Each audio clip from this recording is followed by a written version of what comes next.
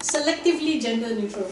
What it means is that what was the rights of women have been given to the men, what the men's rights have not been given to the women. If we were happy with status quo before, but now what happens is, for instance, before, say if a man wanted to, according to our laws, again I can't speak for other countries, say if a man wanted to take another wife, he had to explain to the court why he wanted to. He also had to prove to the court that the current wife's standard of living, the family and all that would not deteriorate if he took another wife and all that. But all this have been amended so that now he has no obligation to make sure that the first family is cared for and all that. Plus, he is now allowed to take the property of the first wife and use it even to provide for the next wife. And we've had cases where the man actually froze the account of his first wife and left her with nothing, just because he wanted to take another wife. So we have all these different things happening. And also, I'm sure you know that in Malaysia, every state has its own religious laws. So in fact, every state, because it's a state responsibility, not a federal one. So in fact, we have 13 different variations of all these laws. So the thing is, there are all sorts of things. And when you talk about property, actually, what do you mean by property? It's we talk about assets, right? Land or things like that in terms of property. But what has happened in Malaysia again is that they have extended all this the Islamic way of dividing property, or this extended the definition of property to things like EPF, to things like insurance. So if a man buys insurance, life insurance, and Muslim man, names his wife as beneficiary, which is what the intention is.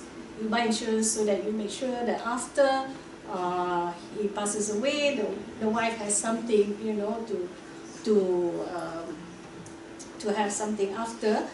That is now subjected to faraid. So insurance. EPF also. EPF, you're supposed to put down beneficiary. You cannot put down your wife as the you get beneficiary. The wife and daughters can only be I forget the word, something like trustees. So they can't actually get it. They can only, then it has to be divided by faraid. And we've had lots of cases where male relatives, brothers, uncles, or whatever of the deceased have swooped in and taken it away. Even property. We had this woman who husband died, and his brothers came and took over the house that she had lived in all her married life, and kicked her out of it because they had a right to take it, and she was left homeless. So this type of cases are the things that worries a lot of women, and when it is justified in the name of Islam, it's very worrying because it's patently unjust. And how could throwing people out onto the street be considered Islamic? And that's the real life problems that we have to deal with. Just very briefly, very briefly. Hopefully, people are finding it interesting.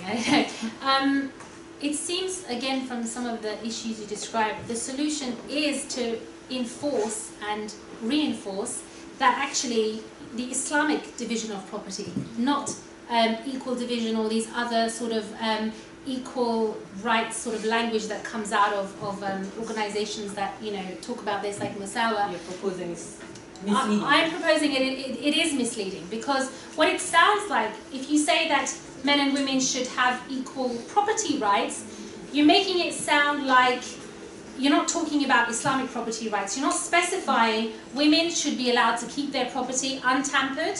You're not saying that this is what you want to be protected and enforced.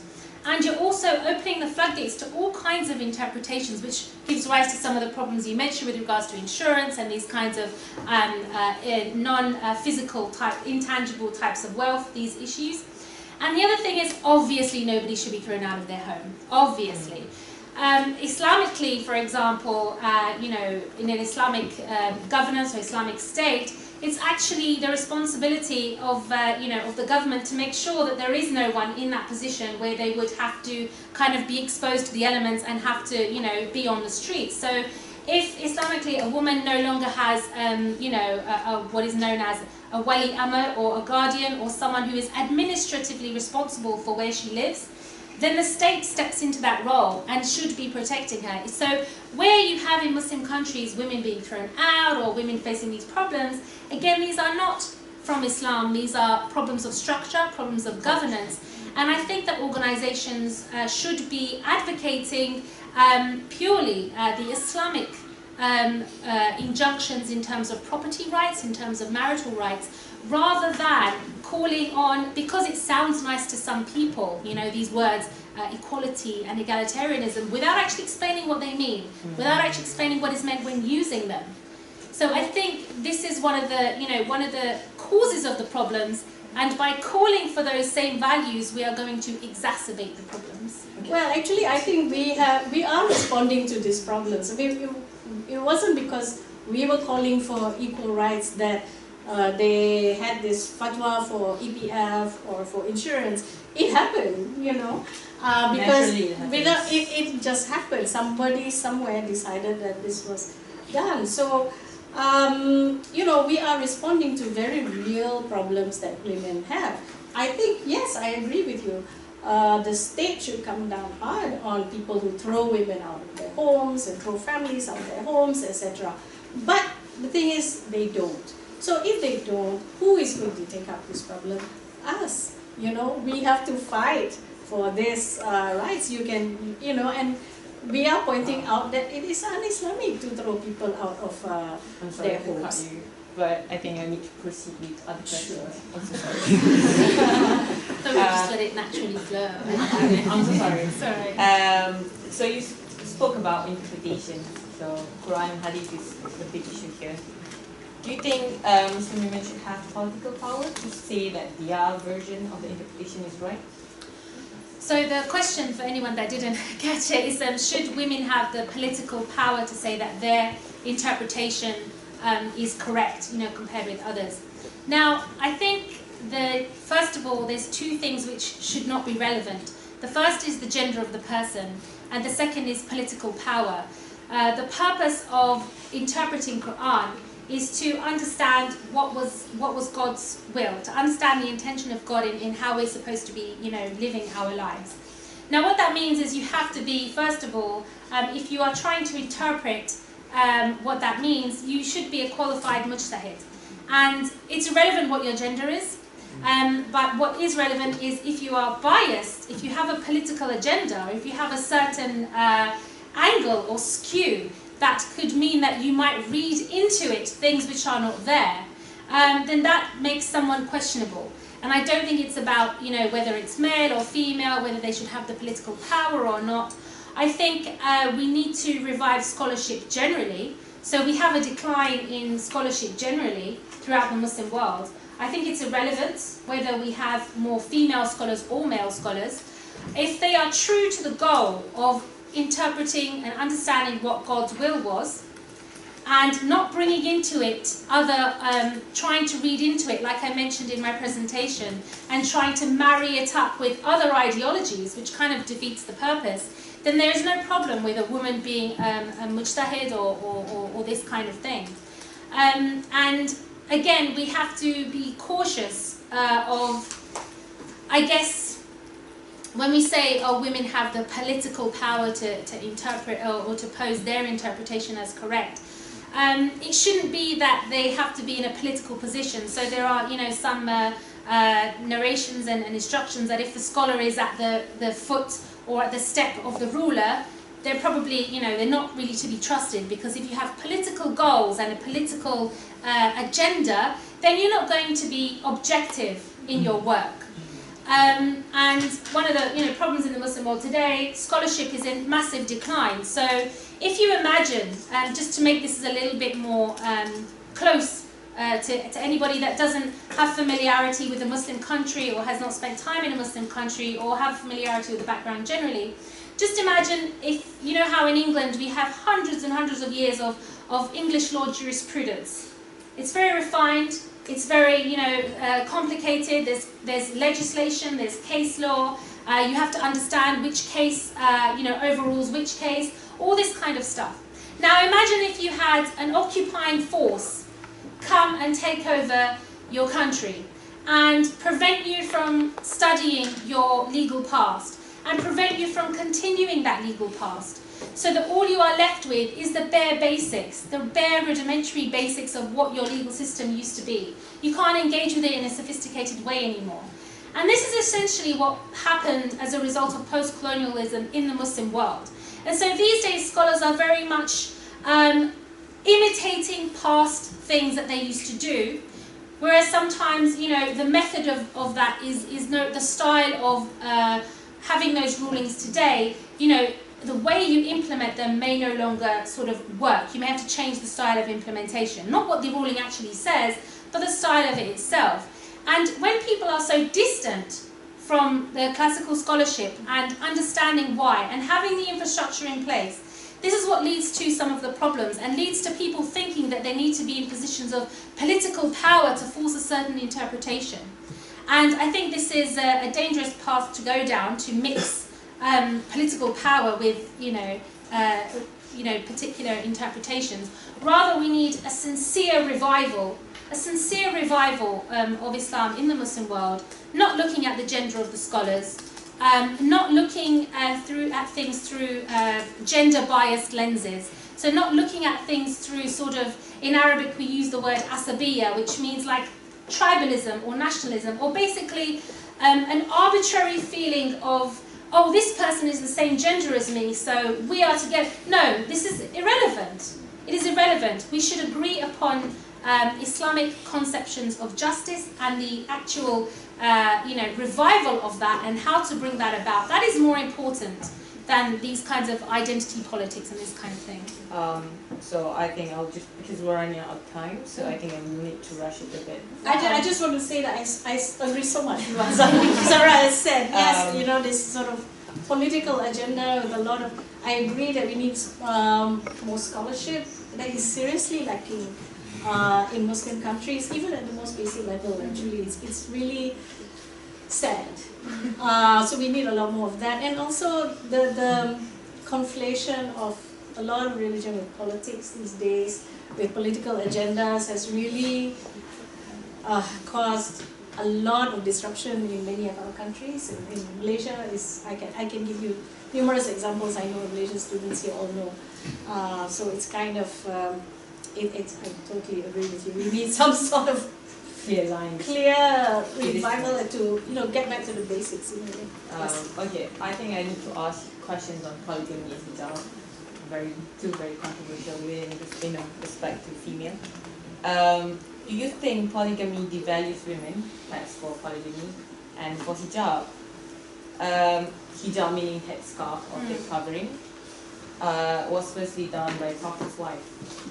What argument, I mean, within context of Islam, what argument do we have to extend this to the greater public? Okay, do you want me to go first? Yes. Okay. So I guess I'll start with the hijab one because I think it's very straightforward. So this is sort of saying that, you know, the verses were originally directed at the wives of the Prophet. So what explanation do we have for rolling this out to everyone? And I think it's very simple. So the Quran actually states itself, tell the believing women to cover in a certain way so that they may be recognized and not molested. So it's addressing, in that verse, it's addressing all believing, all Muslim women. So it's not restricting it to the wives of the Prophet. And the verses that it uses are, for example, the specific term that it uses for the covering is often a subject of discussion for many people. So it uses the term khimar in one verse, which means at the time they would wear the khimar, which is the head cover. However, they would not have it coming down, they would have it going back behind their shoulders. So basically would expose the front of them. And so the verse says to tell them to bring their khimars and also basically cover the chest area. So this verse describes not just general, some people say, oh, it just refers to general covering. There was no clear outline of, most people argue that there was no clear outline of what is awra and what's not awra. Right, so exactly so. But if you look at the precise word, it tells you, and people at the time would wear the head cover, so you would take it on that basis that seeing as they were wearing that, it extends to, further beyond that. And also there are numerous narrations or ahadith or prophetic traditions which describe it further. So for example, the Prophet, peace be upon him, instructed that, the only thing that should be seen is the face and the hands. So, implying that the head also, should be covered. So I think that one's pretty, pretty straightforward. With regards to polygamy and whether it devalues, is that the word? Yeah, devalues women. Now, I do want to point out that for many, many people, polygamy is consensual. For many people. Some people prefer it. Some people find that it works for them. In some societies it is more common and they find that it works for them. In other societies it is not, and so they tend not to do it. Now, Islamically, you are allowed, when you get married, to stipulate in your contract whether you're going to put up with that or not. So if the guy says, I'm going to, at some point, take second wife, she can point to the contract and say, well, if you are, this is what's going to happen. Now, Islam gives you that choice. It gives you that, that room to specify that. And that is your prerogative. If it is consensual, then there should be no objection to it. There should be no rancor towards it. If someone wants to do that voluntarily, good for them. It's interesting because a recent Gallup poll in America found that increasingly Americans are thinking that polygamy is not such a bad thing. And they're saying that they prefer the idea of polygamy to the idea of an unfaithful person in a monogamous marriage. So they prefer the idea of polygamy to obviously being cheated on. Now again, it's up to people what they want to opt in for and what they prefer. And just to add on to that, it seems like because polygamy was sent down to a culture where Arabic culture back then, they were so polygamous, that's more than 4 wives or 4 husbands at the time, and then Islam came, narrowed down to restrict the 4. But now you see most people are monogamous, but then it seems being used to counter the other way. Well, I think, to be honest, there's any number of reasons why someone might want to think it's a good idea to, if they want to take a second wife and the first wife is okay with it, the Quran allows it. So it's not for me or anybody to sit here and say you are not allowed to do it, provided that they, according to the verse, treat them equally if they can, and if they're happy with that arrangement, that's fine. So if the Quran permits it, for whatever reason, it's not for us to say you should not be doing this if they fulfill the requisite, the requisite conditions. So whilst it came to restrict the number of wives that people had at the time of the Prophet, peace be upon him, there could be any number of reasons. You might want to take a second wife because you just would like to. You might because there is a social benefit in that. You might for any number of reasons. So I think sometimes when we look at these provisions, we can dehumanize them when we analyze them, and we can say, how can a man take so many wives? Like, this is abhorrent, this is unacceptable. But we forget that people are human beings, and the complexities of life are immense. You can have, there's all sorts of reasons why someone might do that. provided it's consensual, I don't think anybody should have a problem with it. It's interesting because I was reading the other day how even there are some same-gender couples known as thruples because there's 3 of them, and there's one lesbian thruple in Massachusetts and one gay thruple in Thailand, and they basically got a lawyer to write down all the things that would happen in an Islamic contract, because obviously the law is not flexible for them at the time, but basically to mimic a marriage. Now, it seems that sometimes people are okay with polygamy, but when Muslims do it, it's like a big, oh, how could you so barbaric and, so careless and thoughtless. Whereas, I think we should realize that what Islam has permitted for men and women, polygamous, if a man wants to take more than whatever, 1 wife up to 4, if it's consensual, and if it's not my preference, it's not some other people's preference, it's irrelevant. If it's their preference, Islam permits it, that's the end of the story as far as I'm concerned. Do you have anything to add on? Yeah, I completely agree. In the Quran it allows polygamy as long as you can treat, the man can treat all his wives equally, fairly. How do we know whether it's fair or not? Well, this is the thing. The theory of it is great, and it's always consensual because it's usually suka sama suka, mutual liking, and therefore you get married. But how does it actually translate into real life? My organization SIS, we did a study on the impact of polygamy on families in Malaysia. So we interviewed more than 1,000 respondents, husbands, first wife, second wife, children of first wife, children of second wife. And it's turned out to be very interesting because the principles of fairness and all that were simply not there in real life. It might be the first wife, of course, married mutual consent, of course, with the husband. He married the second wife, also mutual consent. But the first wife didn't approve. So she didn't know about it. We had laws, like I said, in 1984. We had really very good laws about this, which protected the women. So like the man couldn't marry another one without the signed consent of the first wife. So she always knows about it, and she has to consent. So her consent is needed, the second wife's consent is needed.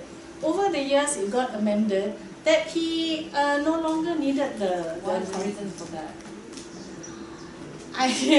Well, who knows? Because these laws are made not with a lot of discussion or consultation with people, but very quietly done.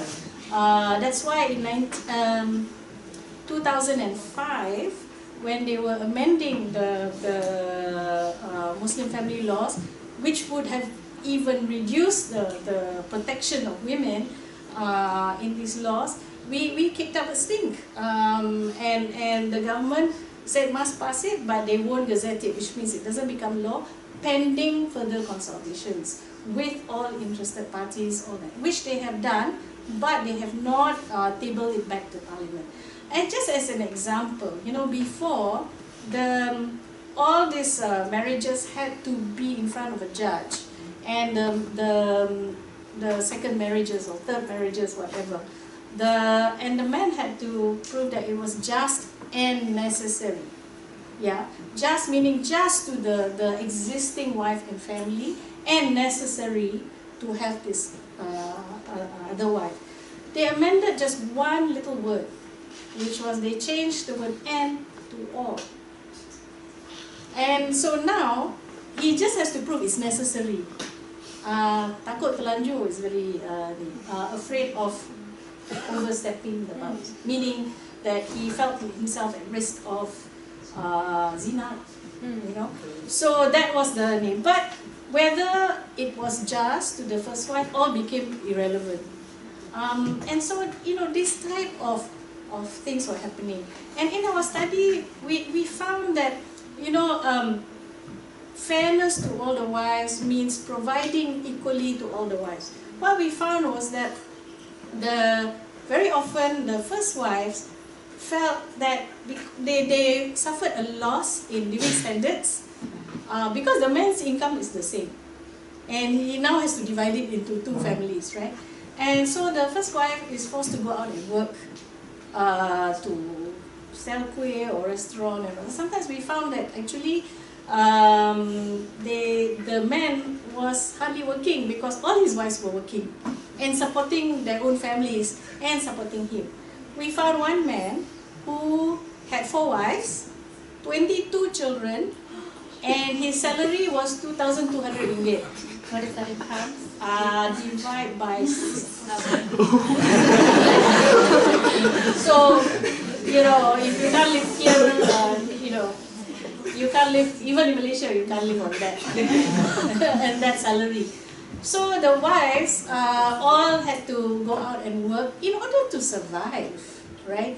And this is really a complete, I think, distortion of what it was meant to be, what is in the Quran and all that, and yet they carry on. So these are the sort of things that we point out, because we get a lot of women coming to us complaining about these things, that, why suddenly, my life has gone completely upside down because he wants to have another wife and another.